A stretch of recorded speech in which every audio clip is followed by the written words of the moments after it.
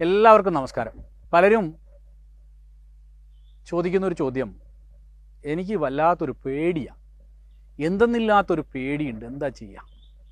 പേടി പേടി പേടി ഭയം, ആത്മവിശ്വാസക്കുറവെന്നും ഉത്കണ്ഠ എന്നൊക്കെ പറയും പോലെയുള്ള അതിൻ്റെ ബാക്കി പത്രങ്ങളോ അല്ലെങ്കിൽ അതിൻ്റെ സഹോദരന്മാരോ സഹോദരിമാരോ ഒക്കെയാണ് ഈ പറഞ്ഞവരെല്ലാം പരസ്പരം ബന്ധപ്പെട്ടിരിക്കുന്നത്. ഭയം, നമ്മൾ ഈ ഭയത്തെ എങ്ങനെയാണ് ഇല്ലാതാക്കുക? പലരും ചോദിക്കും. വേദത്തിൽ മനോഹരമായ ഒരു മന്ത്രം ഭയത്തെക്കുറിച്ചും അഭയത്തെക്കുറിച്ചുമുണ്ട്. നമ്മൾ എന്തിനാണ് നമ്മൾ ഭയപ്പെടുന്നത്? അറിവില്ലായ്മ കൊണ്ടാണ് നമുക്ക് ഭയം. പല വിഷയങ്ങളെക്കുറിച്ചും കൃത്യമായ ഒരു ധാരണ ഉണ്ടായാൽ പിന്നെ നമുക്ക് ഭയം ഉണ്ടാവില്ലല്ലോ.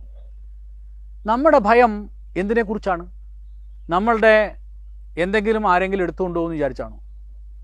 അല്ലെങ്കിൽ നമ്മളുടെ എക്സിസ്റ്റൻസ് ഇല്ലാതായി പോകുമെന്ന് വിചാരിച്ചാണോ? നമ്മൾ ഇല്ലാണ്ടായി പോകുമെന്ന് വിചാരിച്ചാണോ? നമ്മുടെ സുഹൃത്തുക്കൾ ഇല്ലാതാവുമെന്ന് വിചാരിച്ചാണോ? അങ്ങനെയൊന്നും ഭയപ്പെടേണ്ട കാര്യമില്ല. നമ്മൾ സുഹൃത്തുക്കളിൽ നിന്ന് നമുക്ക് അഭയം വരണം. നമ്മുടെ സുഹൃത്തുക്കളല്ലാത്തവരിൽ നിന്നും നമുക്ക് അഭയം വേണം. നമുക്ക് രാത്രിയിലും അഭയം വേണം, നമുക്ക് പകലും അഭയം വേണം. നമുക്ക് നമ്മുടെ മുകളിൽ നിന്നും താഴെയിൽ നിന്നും എല്ലാം അഭയം വേണം എന്ന് പറയുന്ന ഒരു മന്ത്രം വേദത്തിലുണ്ട്. അഭയം. നമുക്ക് എങ്ങനെയാണ് ഈ അഭയം ഉണ്ടാവുക? കാര്യങ്ങളെക്കുറിച്ച് കൃത്യമായി മനസ്സിലാക്കിയാൽ തന്നെ ഭയം പോയി, ആശ്രയം ലഭിക്കുകയും ചെയ്യും. എവിടെയാണ് നമ്മുടെ ആശ്രയം? നമ്മുടെ ആശ്രയം എവിടെയാണ്? ഈശ്വരനിലാണ് ആശ്രയം. നമ്മെ ഇത്രത്തോളം വലുതാക്കുകയും ഇത്രത്തോളം നിലനിർത്തുകയും ഇന്ന് വരെ ഭക്ഷണം തരികയും ചെയ്ത ഈ പ്രകൃതിയും ഈ പ്രപഞ്ചവും ഈ ഭഗവാനും നമ്മളെ കൈവിടുമോ? ഇല്ല. നമ്മളെ ആരും ഒന്നും ഇല്ലാതാക്കാൻ പോണില്ല. നമ്മൾ ആദ്യം ഉറച്ചു വിശ്വസിക്കുക, ഭഗവാൻ നമ്മളെ കൂടെ ഉണ്ട്, ഭയപ്പെടേണ്ട കാര്യമില്ല. ഇത്രയും കാലം നമ്മൾ ജീവിച്ചത് എങ്ങനെയാണ്? നമ്മൾ മനസ്സിനെ പറഞ്ഞ് ബോധ്യപ്പെടുത്തണം. അതെങ്ങനെയാണ് ബോധ്യപ്പെടുത്തുക? നമ്മൾ അറിവ് നേടിക്കൊണ്ടാണ് ഇത് ബോധ്യപ്പെടുത്തേണ്ടത്. പല കാര്യങ്ങളുണ്ട്. രാത്രിയിൽ നമ്മൾ പുറത്തേക്ക് ഇങ്ങനെ നോക്കിയപ്പോൾ ഒരു പ്രേതത്തിനെ കണ്ടു. പ്രേതം ഇങ്ങനെ നിൽക്കുന്നു, അതിന് കാല് നിലത്ത് തൊടുന്നില്ല. തീർച്ചയായിട്ടും ഇത് പ്രേതാന്ന് തന്നെ അങ്ങ് ഉറപ്പിച്ചു. ഭയപ്പെട്ടു, കരഞ്ഞു. അപ്പോഴാണ് അമ്മ ഓടി വന്നിട്ട് മോനെ എന്ന് പറഞ്ഞ് ടോർച്ച് അങ്ങോട്ട് അടിച്ചു നോക്കുമ്പോൾ അത് അവിടെ ഉണ്ടായിരുന്നൊരു വാഴയാണ്.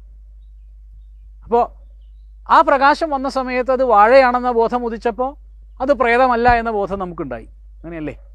അതേപോലെ ഏതൊരു വിഷയത്തെക്കുറിച്ചും വ്യക്തമായ അറിവ് നമുക്ക് വന്നു എന്ന് വിചാരിക്കുക, അപ്പോൾ നമ്മളെ ഉള്ളിലുള്ള ഭയം പോവും, നമ്മളെ പ്രയാസം പോവും. അപ്പോൾ ഏത് കാര്യങ്ങളെയും സ്വയം അറിയാൻ ശ്രമിക്കുക. അപ്പോൾ നമ്മൾ ആദ്യം ചെയ്യേണ്ടത് എന്താ?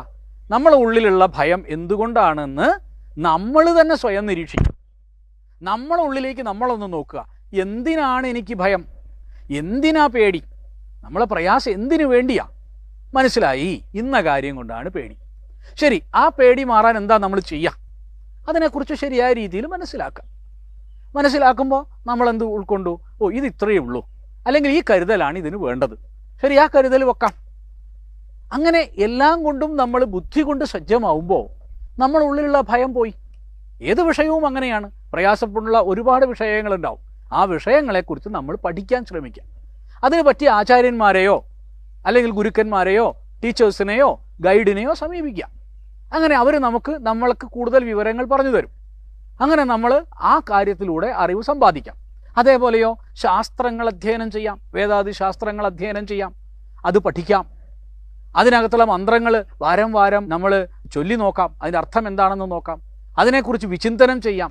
ശ്രവണം, മനനം, നിധിധ്യാസനം എന്നാണല്ലോ. കേൾക്കുക, എന്നിട്ട് അത് മനനം ചെയ്യുക, എന്നിട്ട് നമ്മളെ മനസ്സിൽ ഉറപ്പിക്കുക. അങ്ങനെ മനസ്സിൽ ഉറപ്പിക്കുന്ന സമയത്ത് നമ്മളെ ഭയം സ്വാഭാവികമായും ഇല്ലാതാവും. അതിനു വേണ്ടിയിട്ട് നിങ്ങൾ വൈദിക ആചരണങ്ങളായ സന്ധ്യാവന്ദനാദികൾ ചെയ്യുക. വൈദിക ആചരണങ്ങളായ സന്ധ്യാവന്ദനം, അതേപോലെ ബ്രഹ്മയജ്ഞത്തോടൊപ്പം തന്നെ ബലിവൈശ്വദേവയജ്ഞം പോലുള്ള യജ്ഞങ്ങൾ അനുഷ്ഠിക്കുക. സാധാരണക്കാരായ ആളുകൾക്ക് ഭക്ഷണം കൊടുക്കുക. അങ്ങനെയുള്ള ദാനങ്ങളും പുണ്യങ്ങളും ഒക്കെ ചെയ്യുമ്പോൾ നമ്മളുടെ ഉള്ളിൽ സുരക്ഷിതത്വ ബോധമുണ്ടാവും. ആ ബോധം നമ്മളിൽ ഉറയ്ക്കുന്നതിന് വേണ്ടി ജഗദീശ്വരൻ്റെ അനുഗ്രഹം ഉണ്ടാവട്ടെ എന്ന് പ്രാർത്ഥിക്കുന്നു. നമസ്തേ.